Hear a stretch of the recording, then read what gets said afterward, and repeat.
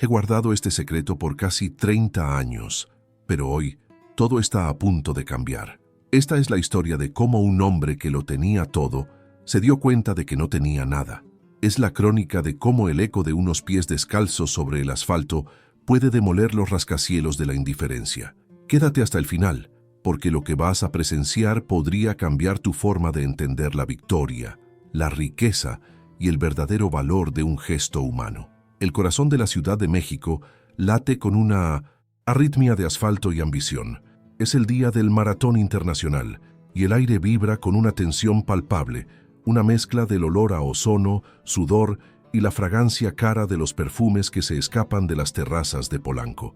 Desde una suite de lujo en el piso 40 de una torre de cristal y acero, la ciudad se extiende como un mapa de conquistas y olvidos. El ruido de la multitud abajo es un murmullo sordo, filtrado por los ventanales dobles que aíslan del calor y del esfuerzo, creando una burbuja de silencio y opulencia. Afuera el sol de mediodía castiga sin piedad, convirtiendo el Paseo de la Reforma en una cinta hirviente donde los cuerpos luchan contra sus propios límites. Dentro, el aire acondicionado mantiene una temperatura perfecta, un frío artificial que parece emanar no solo del sistema de ventilación, sino del propio ambiente de la habitación. Ricardo Balbuena, un magnate de 52 años, cuyo imperio tecnológico se mide en miles de millones de dólares, observa la escena con una indiferencia estudiada. Viste un traje italiano de lino gris que cuesta más que el premio del maratón, pero la prenda cuelga de sus hombros como una armadura que ya no protege nada. Su rostro, curtido por negociaciones implacables y decisiones de miles de millones de dólares, muestra un tedio profundo, una fatiga que ninguna cantidad de sueño podría remediar. Sus ojos, que una vez ardieron con la llama de un atleta de élite, ahora están opacos, reflejando el brillo estéril de los rascacielos sin que absorber nada de su luz. Sostiene una copa de whisky de Malta.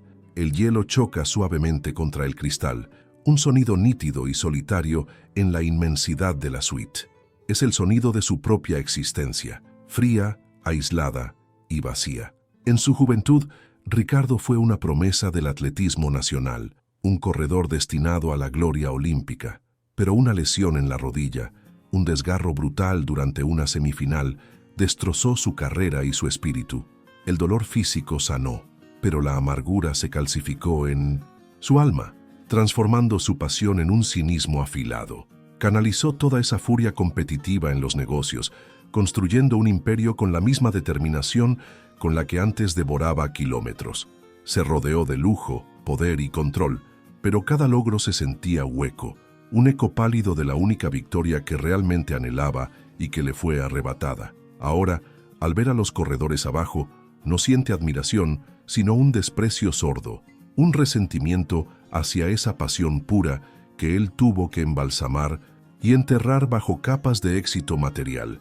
Está a punto de cerrar las persianas automáticas, de borrar esa hiriente exhibición de esfuerzo humano de su vista, cuando algo en las pantallas gigantes que flanquean la meta capta su atención. Es una figura diminuta, casi anacrónica en medio de un mar de uniformes de neón y calzado de última tecnología. Una joven corre con una falda de colores vibrantes que ondea a cada zancada, y en sus pies unas sandalias rústicas, casi primitivas. Ricardo suelta una risa seca, un sonido despectivo. ¿Chanclas de paja? ¿A dónde cree que va?, murmura para sí mismo, tomando un sorbo de su whisky. Es la imagen perfecta de la ingenuidad contra la maquinaria del progreso, una nota discordante que, por un instante, le divierte en su aburrimiento. Una broma antes de dar por terminado el espectáculo. A escasos 3 kilómetros de la meta, la tragedia y la humanidad convergen. Un corredor de élite, patrocinado por la principal empresa rival de Ricardo, se desploma sobre el asfalto, víctima de un golpe de calor y el agotamiento extremo. Su cuerpo yace inmóvil, un obstáculo inesperado en la ruta de los que vienen detrás. Varios atletas, con la mirada fija en el cronómetro y la gloria, lo esquivan sin apenas desviar su trayectoria, un ballet de ambición ciega. Pero la joven de la falda colorida, Citlali Mamani, que en ese momento se perfilaba para asegurar una victoria sorprendente, se detiene. Sin un ápice de duda, su cuerpo frena su impulso ganador como si obedeciera a una ley más antigua y poderosa que la de la competencia. El gesto es tan abrupto, tan ilógico, que congela el tiempo. Desde su atalaya de cristal, Ricardo observa la escena en la pantalla con una incredulidad que comienza a resquebrajar su coraza de cinismo. Ve a Citlali arrodillarse junto al hombre caído, saca su pequeña botella de agua, la única que le queda, y en lugar de beberla para el último y agónico esfuerzo, vierte el líquido precioso sobre los labios del competidor rival. Le habla en voz baja, con una urgencia suave, animándolo a levantarse. Lo ayuda a incorporarse sosteniéndolo por un instante, un acto de pura solidaridad que desafía toda lógica competitiva. Solo cuando el otro corredor es atendido por los paramédicos, ella reanuda su carrera, habiendo sacrificado un tiempo y una energía vitales. El impacto de esa imagen golpea a Ricardo con la fuerza de un golpe físico. La copa de whisky tiembla en su mano. Ese acto, esa elección de humanidad sobre la victoria de compasión sobre el premio, es una forma de honor que él había olvidado que existía. Es una riqueza que sus miles de millones no pueden comprar. Una victoria que no se mide en cifras ni en cuotas de mercado. Se queda paralizado, con los ojos fijos en la pantalla, viendo a la joven reanudar su carrera con una determinación renovada. El cinismo que había sido su compañero durante décadas se disuelve, reemplazado por una emoción cruda y desconocida que le sube desde el estómago hasta la garganta. Es como si una ventana se abriera de golpe en la habitación sellada de su alma. En ese instante, el gesto que inicia la verdadera trama no es una frase, sino un silencio atronador en la mente de Ricardo. El murmullo de la multitud se desvanece, el tintineo del hielo en su vaso cesa, y todo lo que existe es la imagen de esa joven Rarámuri, sacrificando su gloria personal por un extraño. Es un espejo que le devuelve el reflejo de un hombre que ha pasado la mitad de su vida huyendo del corredor que una vez fue, solo para darse cuenta de que nunca entendió realmente el significado de correr. La victoria en el maratón ya no le importa. La única pregunta que martillea en su cabeza es quién es esa mujer y de dónde proviene esa fuerza que él, con todo su poder, ha perdido para siempre. Si esta chispa de humanidad en medio de la competencia te ha conmovido, te invito a que te suscribas al canal y nos cuentes desde qué ciudad o país nos estás viendo. Acompáñanos a descubrir qué sucede cuando dos mundos tan distintos colisionan. La vida de Ricardo Balbuena después de su lesión se convirtió en una carrera diferente, una maratón de adquisiciones, fusiones y balances trimestrales. El recuerdo de la pista se convirtió en un fantasma que lo acechaba en las salas de juntas y en las noches de insomnio. En un rincón olvidado de su mansión, en las lomas de Chapultepec, una vitrina acumulaba polvo sobre trofeos de oro y medallas que ya no brillaban. Eran los vestigios de una identidad que se había visto obligado a amputar. Cada vez que sentía una punzada en su rodilla operada, el dolor no era solo físico, sino un recordatorio agudo de su potencial truncado, del rugido de la multitud que se había transformado en el aplauso educado de los accionistas. Construyó su empresa, Omnitech, con una agresividad despiadada, aniquilando a la competencia con la misma estrategia con la que solía devorar el último kilómetro de una carrera, sin piedad, sin mirar atrás. El mercado de valores se convirtió en su nuevo estadio, y los números en rojo o verde, en su única medida de éxito o fracaso. Se casó, tuvo un hijo, se divorció, las relaciones humanas se volvieron transacciones, alianzas estratégicas o pasivos emocionales que liquidaba con frialdad. Su hijo, ahora un joven estudiando en el extranjero, se comunicaba con él a través de correos electrónicos breves y formales, como si se dirigiera al CEO de su vida en lugar de a su padre.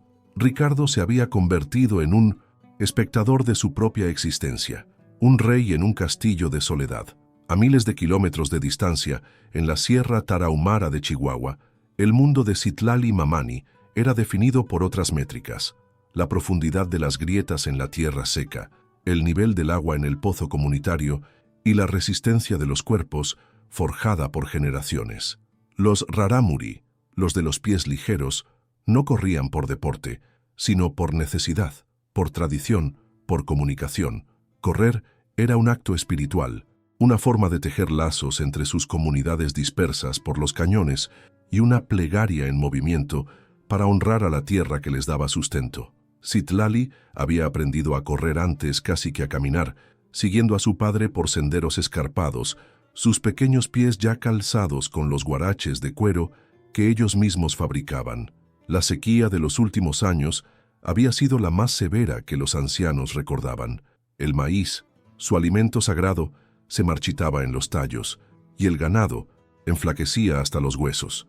La desesperación era un polvo fino que se pegaba a la piel y se metía en los pulmones. La comunidad había reunido sus escasos ahorros para inscribir a Citlali en el maratón de la Ciudad de México, una apuesta desesperada.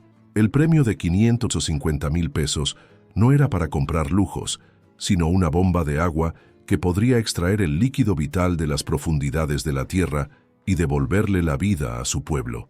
Cada zancada de Citlali en su entrenamiento por las barrancas del Minto Sentosi Cobre no estaba impulsada por el deseo de una medalla, sino por la imagen de los rostros sedientos de su gente. A pesar del tiempo perdido en su acto de compasión, Citlali corrió el último tramo del maratón con una fuerza que parecía nacer de la tierra misma. Su resistencia, forjada a más de 2.300 metros de altitud, la catapultó más allá de sus competidoras exhaustas. Cruzó la línea de meta, no con un grito de euforia, sino con un suspiro profundo, un colapso silencioso de la tensión acumulada. Ganó por apenas 7 segundos, una victoria que la prensa deportiva calificó de milagrosa y surrealista. Mientras los flashes de las cámaras y los micrófonos se arremolinaban en la zona de ganadores, Ricardo, impulsado por esa emoción nueva y abrumadora, bajó de su torre de marfil, abriéndose paso entre la multitud con una urgencia que no sentía en décadas. No la encontró en el podio, ni rodeada de periodistas. La halló sentada en el suelo, oculta detrás de una carpa de logística, lejos del caos mediático. Se había quitado sus guaraches y examinaba sus pies con una mueca de dolor. Estaban ensangrentados, con la piel abierta y en carne viva por la fricción contra el asfalto caliente. Con una serenidad asombrosa, limpiaba las heridas con un trozo de tela de su propia falda. En su rostro no había celebración, solo el alivio profundo de haber cumplido una misión. Ricardo se detuvo a unos metros, sintiéndose como un intruso en un momento sagrado. Por primera vez, el poder y la autoridad que emanaban de su traje a medida se sentían absurdos e inútiles. Se acercó lentamente, su sombra cubriéndola. Ella levantó la vista. Sus ojos oscuros y profundos no mostraban intimidación, solo una curiosidad tranquila. Ricardo, torpemente, le extendió una tarjeta de presentación. Soy Ricardo Balbuena. Lo que hiciste fue increíble. Quiero ofrecerte un contrato de patrocinio, $1.000.000 al año, lo que necesites, zapatillas, entrenadores, viajes, todo. Su voz, acostumbrada a dar órdenes y cerrar tratos, sonó extrañamente insegura. Esperaba una reacción de asombro, de gratitud abrumadora. En cambio, Citlali simplemente lo miró, escuchando con una paciencia que lo desarmó por completo. Ella tomó la tarjeta, la observó por un momento, y luego con una voz suave en un español mezclado con el acento musical de su lengua nativa, el rarámuri, respondió: «Gracias, señor, pero el dinero no es para mí». Ricardo frunció el ceño, confundido. Citlali continuó, explicando con una sencillez devastadora: «Corrí por mi gente, necesitamos agua. Mi victoria no es para ser famosa, es para que el mundo sepa que nosotros, los rarámuri, todavía existimos, que resistimos, que la tierra tiene sed». La negativa fue tan directa, tan desprovista de arrogancia o cálculo, que dejó a Ricardo sin palabras.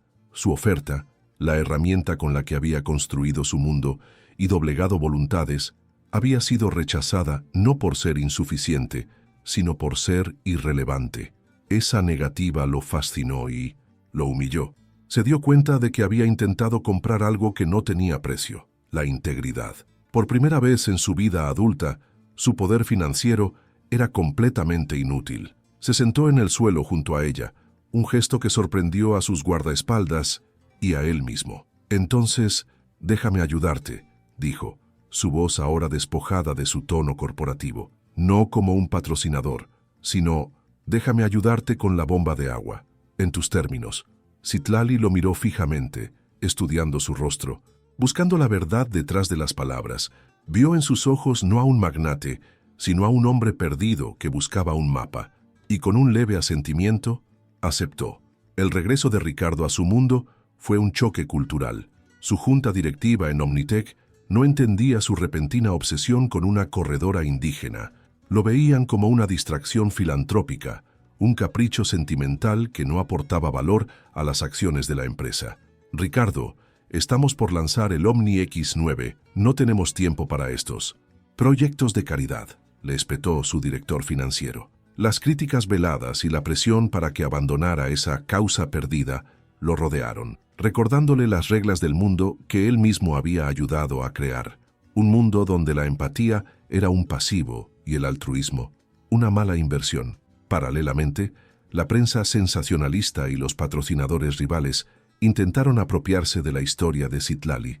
La trataban como una novedad exótica, publicando artículos que la describían como la Cenicienta de los Guaraches y cuestionando la autenticidad de su historia. Algunos insinuaban que era una estrategia de marketing bien orquestada. Esta mercantilización de su pureza enfurecía a Ricardo, despertando un instinto protector que no sabía que poseía. Se encontró defendiéndola en reuniones, peleando con periodistas, invirtiendo su tiempo y energía en proteger la integridad de su causa, algo que iba mucho más allá de una simple donación. El conflicto más profundo, sin embargo, se libraba dentro de él. Ayudar a Citlali significaba reconectar con el mundo del atletismo, el epicentro de su mayor trauma. Cada conversación sobre tiempos, resistencia y estrategia de carrera era como caminar sobre los fragmentos de su sueño roto. Temía volver a sentir esa pasión, porque sabía que detrás de ella acechaba el fantasma del fracaso y el dolor de la lesión. La vulnerabilidad era un territorio que había evitado durante casi 30 años, y ahora esta joven de la sierra lo estaba guiando de vuelta a él, paso a paso, obligándolo a enfrentar al joven corredor que había dejado abandonado en el pasado. La situación se tornó crítica cuando llegó una noticia devastadora desde la comunidad de Citlali. Una tormenta anómala había destruido parte de la infraestructura del pueblo y contaminado el pozo principal. La necesidad de la bomba de agua se había vuelto una cuestión de supervivencia inmediata. El dinero del premio del maratón que estaban esperando ya no sería suficiente para cubrir los nuevos y urgentes costos de la reparación y la perforación de un pozo más profundo. La presión sobre Citlali se multiplicó. Su victoria ya no era solo un triunfo, sino una responsabilidad que ahora parecía abrumadora, una carga demasiado pesada para sus jóvenes hombros. El vínculo entre Ricardo y Citlali se fortaleció en medio de la adversidad. Él la escuchaba hablar de su cultura, de su conexión con la tierra, de la filosofía rarámuri donde correr es resistir. Ella, a su vez, percibía la tristeza oculta bajo su fachada de poder. Un día, mientras revisaban los planos para el nuevo pozo, ella notó la forma en que él cojeaba ligeramente cuando pensaba que nadie lo veía. «Tus pies también tienen una historia, ¿verdad?», le preguntó ella suavemente. Ricardo por primera vez le contó sobre su lesión, sobre sus sueños olímpicos y sobre la amargura que lo había consumido. Hablar de ello en voz alta fue como abrir una herida para que finalmente pudiera empezar a sanar. Ricardo, usando sus contactos, consiguió para Citlali una invitación para una de las maratones de montaña más prestigiosas del mundo, en los Alpes suizos. El premio era 5 veces mayor que el de México, suficiente para resolver todos los problemas de su comunidad. Era una oportunidad única, pero también un desafío inmenso. El terreno era desconocido, la altitud asfixiante y la competencia, la mejor del planeta. La preparación se convirtió en una carrera contra el tiempo, una alianza improbable entre el magnate tecnológico y la corredora rarámuri. Él le proporcionó los recursos y ella le recordó el propósito. El contraste entre sus mundos era constante y a veces cómico. Ricardo la llevó a un laboratorio deportivo de alta tecnología para analizar su pisada. Los científicos, con sus batas blancas y sensores, quedaron perplejos ante la eficiencia biomecánica de sus guaraches y su estilo de carrera natural. Intentaron convencerla de usar zapatillas de fibra de carbono. Citlali las sostuvo, las sintió demasiado ligeras, desconectadas. No puedo sentir la tierra con esto, dijo, y con una sonrisa se volvió a poner sus sandalias de cuero, un símbolo de su inquebrantable identidad. La maquinaria mediática que Ricardo había puesto en marcha para protegerla ahora trabajaba a su favor.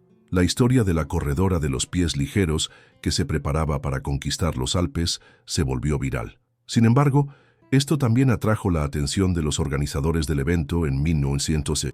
Suiza, un comité conservador y apegado a las reglas, recibieron un correo electrónico formal una semana antes de la carrera. Se planteaban serias dudas sobre si el calzado tradicional de Citlali cumplía con las normativas de seguridad del evento. La amenaza de la descalificación se cernía sobre ellos, un obstáculo burocrático que el dinero no podía solucionar directamente. Ricardo, en lugar de enfurecerse, sintió una extraña calma, una claridad de propósito. Ya no se trataba solo de la bomba, de agua, ni siquiera de Citlali. Se trataba de una batalla simbólica entre la tradición y la mercantilización, entre el espíritu humano y las reglas corporativas del deporte. «No te preocupes», le dijo a Citlali, con una convicción que la sorprendió a ella y a él mismo. «Vamos a ir a Suiza, y tú vas a correr, te lo prometo». En sus ojos ya no había el vacío del hombre de negocios cínico, sino el fuego de un competidor que había encontrado una carrera que valía la pena pelear hasta el final. En David, viaje a Suiza fue un estudio de contrastes.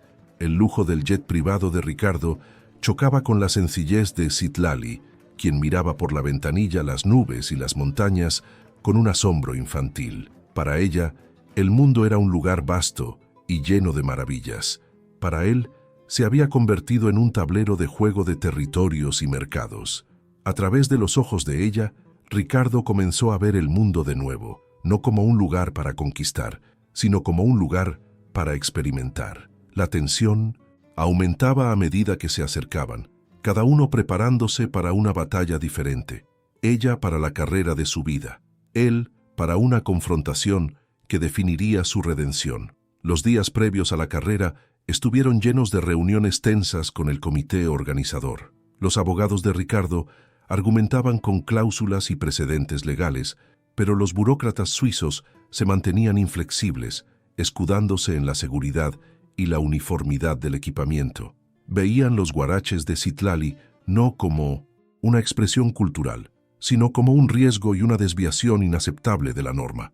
La descalificación parecía inminente, un muro de arrogancia y rigidez contra el que la lógica y el dinero parecían estrellarse sin remedio. La noche antes de la decisión final, Ricardo encontró a Citlali meditando en el balcón de su hotel, con la mirada perdida en los picos nevados de los Alpes.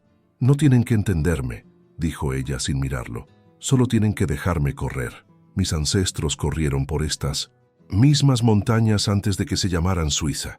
La tierra es la misma». Sus palabras, llenas de una sabiduría ancestral, le dieron a Ricardo la pieza final que necesitaba. Se dio cuenta de que había estado luchando con las armas equivocadas.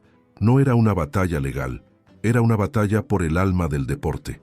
A la mañana siguiente, Ricardo despidió a sus abogados, solicitó una audiencia final con el comité y entró en la sala solo, sin maletín, sin documentos, solo con la historia que necesitaba contar. Se paró frente a ellos, no como el CEO de Omnitech, sino como Ricardo Balbuena, el corredor, y comenzó a hablar, no con la elocuencia de un ejecutivo, sino con la voz quebrada de un hombre que finalmente iba a hacer las paces con su propio fantasma, defendiendo a la mujer que le había enseñado cómo hacerlo. El desarrollo de su relación se había convertido en un viaje de sanación mutua. Citlali, agobiada por la presión de salvar a su pueblo, encontró en Ricardo un aliado inesperado, un protector que, a pesar de su torpeza emocional inicial, demostró una lealtad feroz. Él aprendió a escuchar, a valorar el silencio y a entender que la verdadera fuerza no reside en el dominio, sino en la resistencia y la conexión. Ella, por su parte, le enseñó que las heridas del pasado no tienen por qué definir el futuro y que siempre hay una oportunidad para empezar a correr de nuevo, sin importar cuán dañado esté el camino. Los obstáculos externos solo sirvieron para solidificar su improbable alianza. Cada crítica de la junta directiva, cada artículo sensacionalista, cada traba burocrática, los obligaba a confiar más el uno en el otro. Ricardo descubrió que luchar por Citlali le daba más satisfacción que cerrar cualquier trato multimillonario. Era una inversión con un retorno que no se podía medir en dólares, sino en algo mucho más valioso, un propósito. La tensión, lejos de separarlos, había tejido entre ellos un lazo de respeto y afecto profundo, preparando el escenario para el enfrentamiento final en las frías montañas suizas. La sala de conferencias en el Hotel de los Alpes era fría e impersonal, con una larga mesa de caoba pulida que reflejaba los rostros severos de los miembros del comité. El aire estaba cargado de una formalidad rígida, un contraste brutal con la inmensidad salvaje de las montañas que se veían a través del ventanal. Citlali estaba sentada a un lado, serena, sus guaraches en el suelo junto a sus pies descalzos, un recordatorio silencioso y poderoso de la razón de su presencia. Ricardo se puso de pie, y por un momento, el peso de sus 52 años y de sus fracasos pasados pareció encorvar sus hombros.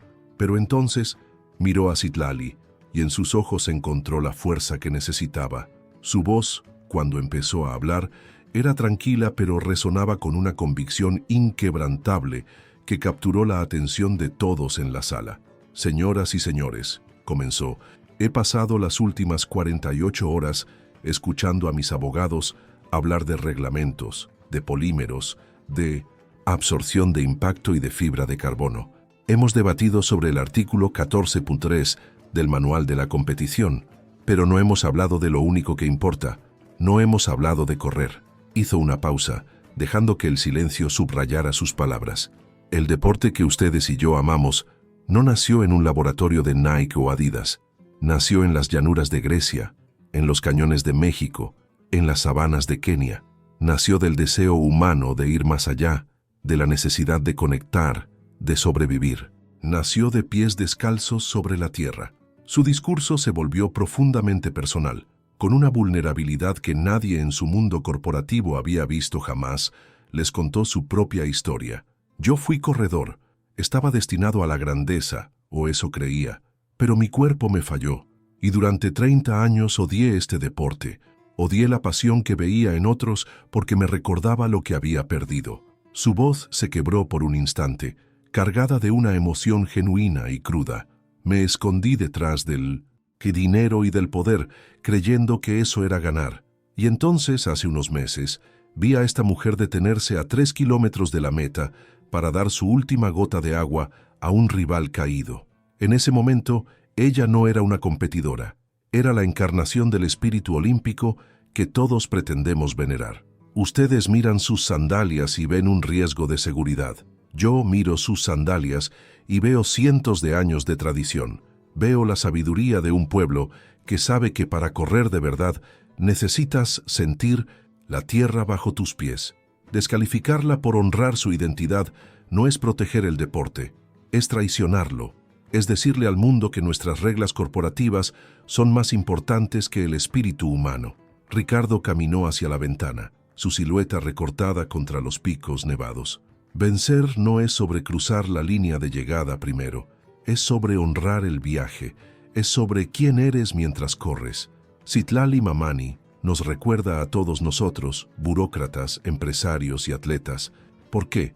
Corremos en primer lugar. Si la descalifican, el maratón seguirá, pero habrá perdido su alma. Hubo un silencio profundo y sostenido en la sala. Las palabras de Ricardo, cargadas de una verdad tan honesta y dolorosa, habían demolido el muro de la burocracia. Los miembros del comité se miraron unos a otros, sus expresiones de severidad reemplazadas por una reflexión genuina. Citlali levantó la vista hacia Ricardo y por primera vez no vio al millonario, al magnate, al hombre poderoso. Vio a un corredor, a un compañero, a alguien que entendía el lenguaje sagrado que se habla con los pies y con el corazón. En ese momento de vulnerabilidad compartida, su vínculo se selló, trascendiendo la gratitud y la alianza para convertirse en una profunda conexión de alma a alma.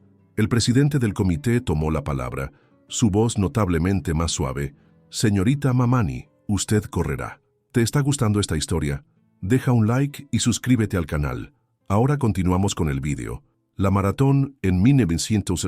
Los Alpes suizos Fue un espectáculo de una belleza y una brutalidad sobrecogedoras. Citlali corrió contra las atletas más preparadas del mundo a través de senderos escarpados y pendientes que robaban el aliento. No ganó la carrera, ni siquiera subió al podio. Terminó en un heroico 9º lugar, con el cuerpo al límite de su resistencia, pero con el espíritu intacto. Sin embargo, su actuación fue la verdadera noticia del día. Las cámaras la siguieron, capturando la imagen icónica de su falda, colorida ondeando contra el blanco inmaculado de la nieve, sus guaraches devorando un terreno que parecía imposible. Su historia, amplificada por el apasionado discurso de Ricardo, había capturado la imaginación del mundo entero. La exposición mediática global generó una ola de apoyo sin precedentes. La gente no vio a una perdedora, sino a una heroína que representaba la autenticidad, la resistencia y la dignidad. Se crearon campañas de crowdfunding de forma espontánea en todo el mundo. Pequeñas, donaciones de 5, 10, 20 euros, comenzaron a sumar una cantidad que superó con creces el premio de la maratón. Escuelas, empresas y otras comunidades indígenas se pusieron en contacto, ofreciendo ayuda técnica y apoyo. La causa de Citlali se había convertido en un movimiento global, una prueba de que un solo acto de bondad podía inspirar a millones. Ricardo, observando todo desde la línea de meta, sintió una clase de victoria que nunca había experimentado. No era la euforia adrenalínica de un triunfo personal, sino una profunda y serena satisfacción. Se dio cuenta de que su propósito no era simplemente firmar un cheque, sino construir algo duradero. De regreso en México, no solo financió la instalación de la bomba de agua más moderna que el dinero podía comprar, sino que fue mucho más allá. Invirtió millones de su fortuna personal para crear la Fundación Pies Ligeros, una organización dedicada a apoyar a atletas de comunidades indígenas en todo México y América Latina. La fundación no buscaba modernizar a estos atletas ni obligarlos a abandonar su identidad. Su misión era proporcionarles los recursos que necesitaran: nutrición, asistencia médica, apoyo logístico para competir internacionalmente, pero siempre respetando y promoviendo su herencia cultural. Se crearon programas para que los ancianos de las comunidades transmitieran las técnicas y tradiciones de carrera a los más jóvenes, asegurando que el conocimiento ancestral no se perdiera. La Fundación se convirtió en un puente entre dos mundos, demostrando que la tradición y el progreso no tenían por qué ser enemigos. El cambio en Ricardo fue profundo y visible para todos. Relegó la gestión diaria de Omnitec a su equipo de confianza, dedicando la mayor parte de su tiempo a la fundación. Reemplazó sus trajes caros por ropa más cómoda y funcional. Volvió a conectar con su hijo, no a través de correos electrónicos corporativos, sino compartiendo su nueva pasión, invitándolo a visitar la Sierra Tarahumara y a conocer a la gente que había cambiado su vida. Encontró una nueva forma de competir contra la indiferencia, contra la injusticia, contra el olvido, y cada pequeño éxito de la fundación le traía una alegría más pura que cualquier récord en la bolsa de valores. La instalación de la bomba de agua en la comunidad de Citlali fue una celebración de vida. Ricardo estuvo allí, no como un benefactor distante, sino como un invitado de honor, un amigo. Cuando el primer chorro de agua cristalina brotó de la tubería y regó la tierra sedienta, los niños rieron y bailaron bajo la lluvia artificial. Los ancianos lloraron lágrimas de gratitud. Citlali se acercó a Ricardo y, en lugar de darle las gracias con palabras, le entregó un par de guaraches hechos a mano a su medida. «Ahora tú también puedes sentir la tierra», le dijo. Ricardo encontró una nueva forma de ganar. Su victoria no estaba en las pistas de atletismo ni en los balances financieros, sino en el propósito que había encontrado. Descubrió que la verdadera riqueza no consiste en acumular, sino en compartir, que el verdadero poder no reside en el control, sino en la capacidad de empoderar a otros. La amargura que lo había acompañado durante 30 años se disolvió por completo, reemplazada por una gratitud inmensa hacia la joven corredora que le había enseñado que las heridas más profundas pueden sanar y que nunca es tarde para encontrar una nueva carrera que valga la pena correr. La historia de Ricardo. Citlali se convirtió en una leyenda moderna, un testimonio del poder de la conexión humana para trascender las barreras del dinero. la cultura y el pasado. Su legado no se contaba en medallas o trofeos, sino en los campos verdes que ahora florecían en la sierra, en las sonrisas de los jóvenes atletas que ahora tenían una oportunidad, y en la transformación de un hombre que pasó de tener un imperio vacío a poseer un alma llena de propósito. 5 años después, la Sierra Tarahumara es un tapiz de verdes vibrantes donde antes solo había tonos ocres y polvo. El sol de la mañana ilumina los campos de maíz, irrigados por un sistema de canales que nacen de la bomba de agua. Ahora el corazón palpitante de la comunidad. Ricardo Balbuena, ya sin rastro del magnate cínico de antaño, viste una camisa de algodón y pantalones de senderismo. Su rostro está surcado por más arrugas, pero sus ojos, antes vacíos, ahora brillan con una alegría serena y genuina mientras observa la escena. Ya no cojea. La fisioterapia y sobre todo la paz interior han aliviado el dolor crónico. Es el día de la carrera anual Corima, Compartir, en Rarámuri, organizada por la Fundación Pies Ligeros. Cientos de corredores de diversas comunidades indígenas de todo el país se reúnen en la línea de salida. A su lado, ajustando los guaraches de un niño nervioso, está Citlali Mamani. Ya no es solo una corredora, sino una líder respetada en su comunidad y la principal mentora de la fundación. Su presencia irradia una calma y una fuerza que inspiran a todos a su alrededor. Ella y Ricardo intercambian una mirada cómplice, una comunicación silenciosa forjada en la adversidad y el respeto mutuo. Ricardo no está allí para correr. Su papel es otro. Sube a una pequeña plataforma de madera y toma un megáfono. Su voz resuena en el cañón, no con la autoridad de un CEO, sino con el cariño de un miembro más de la familia. Da la bienvenida a todos, habla de la importancia de honrar las tradiciones y celebra el espíritu de resistencia que los une. Luego, levanta un pañuelo tradicional rarámuri al aire. «Corran con el corazón», grita, y al bajar el pañuelo, una estampida de pies ligeros se lanza por el sendero, un río de colores y energía que fluye hacia el horizonte. Ricardo se queda observando, con una sonrisa imborrable. No es el rugido de un estadio, pero para él, el sonido de esos pies corriendo hacia su futuro es la ovación más grande de todas. ¿Han hecho algún gesto de bondad que cambió una vida? Dejen un corazoncito si creen que el amor es más poderoso que cualquier riqueza. Suscríbanse para más historias de segundas oportunidades. Comenten. El amor no tiene precio si ustedes también creen en la bondad humana.